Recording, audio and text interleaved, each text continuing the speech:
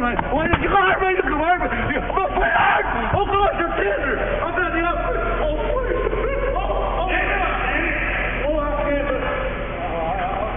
On February 6, 2025, 74-year-old Lester Isbell died in Monroe County Jail after being arrested during a severe dementia-related medical crisis.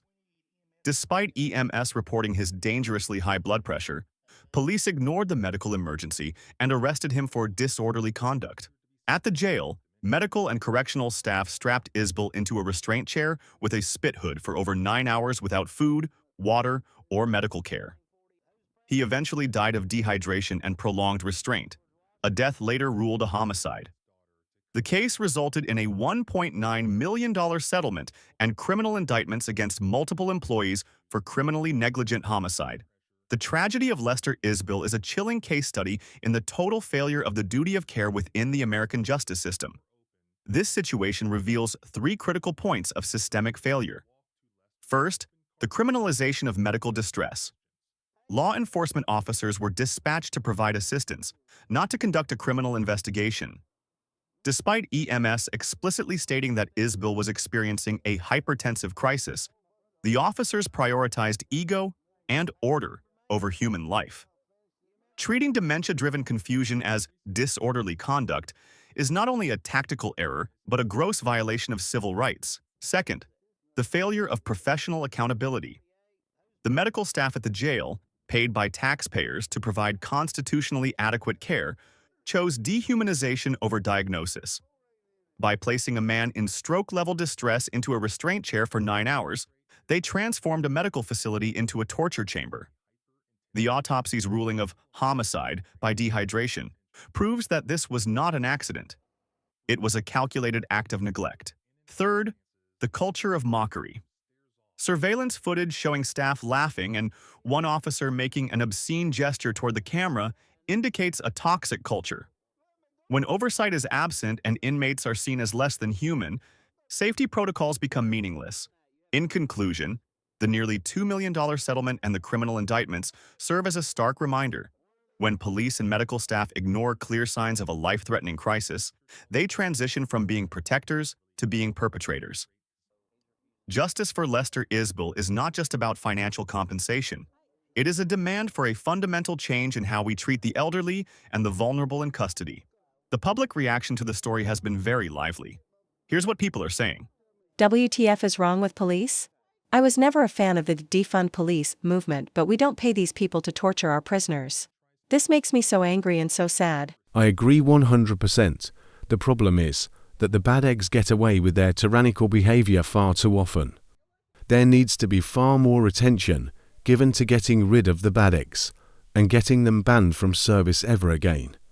Far too often, even when they are forced out at one department, they just move on to another and continue their reigns of terror and tyranny.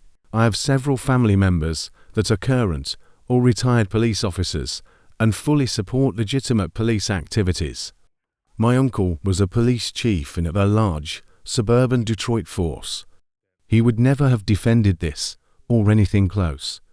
He would have immediately fired everyone involved, and arrested them immediately, on the spot, I guarantee it. As a paramedic for 29 years, I find it appalling that EMS didn't just take him to the hospital. He was obviously not able to refuse treatment. He could have been legally taken under implied consent by EMS at the scene.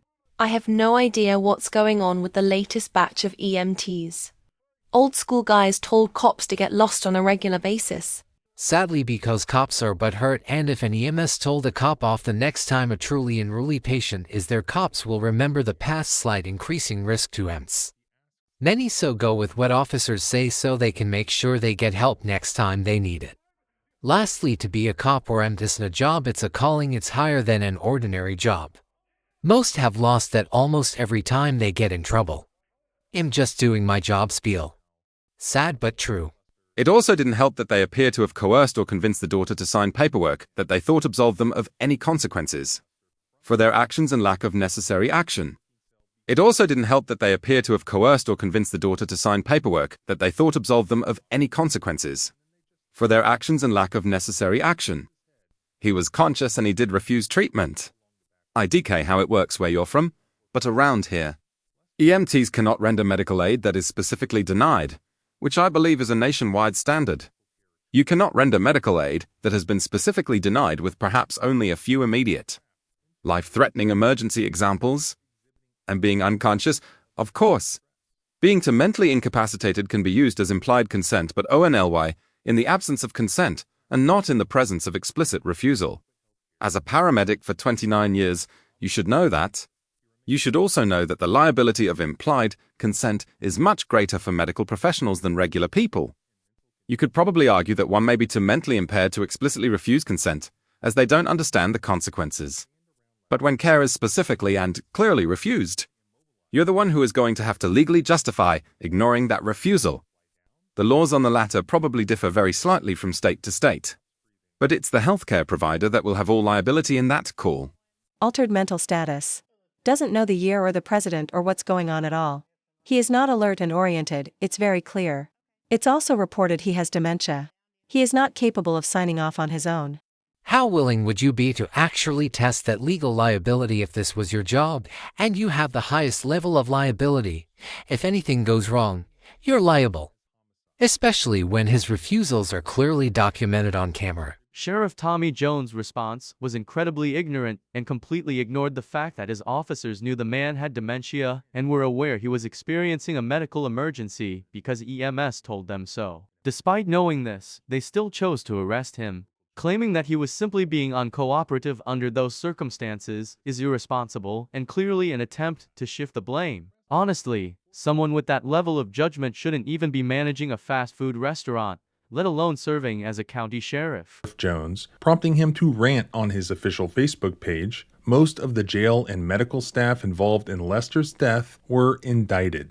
But Sheriff Jones was adamant that the TK Health employees were solely to blame. This is what he said. I acknowledge that certain individuals, including persons not employed by this office, i.e. TK Health employees, engaged in conduct that could be viewed as negligent and must be addressed. With respect to my staff, I have personally reviewed all available recordings in their entirety. Where policy violations occurred, appropriate corrective measures have been taken. Did I or do I believe that anyone from my staff is guilty of homicide? The answer is unequivocally no. So 5 current and former jail employees were charged with official misconduct. LPN Courtney Woods was charged with criminally negligent homicide. LPN Greg Mills was charged with false reporting. Best as I can tell from the court's online records, all of those charges are currently pending and still in the initial stages, with an arraignment occurring later this month. Then, just a few days ago, on February 6th of this year, a federal civil rights lawsuit was filed by the estate of Lester Isbell against the city of Madisonville, Tennessee, officers Foister and Moore, as well as TK Health and their employees